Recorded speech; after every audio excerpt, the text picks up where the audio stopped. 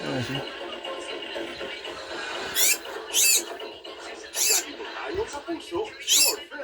Pero nga itulak kay gutom mo.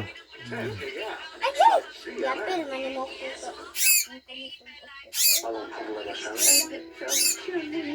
Yan may nag-feed sa langgam. Mik2x. Ano na, Mik? Babae na pinagtaksilan ng kanyang mister. Ang nakaaway kay best friend mo. Hindi naman pinapagayan yung mga anak natin.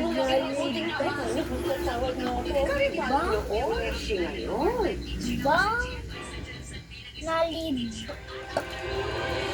Gumugulang na maayos. Busog na.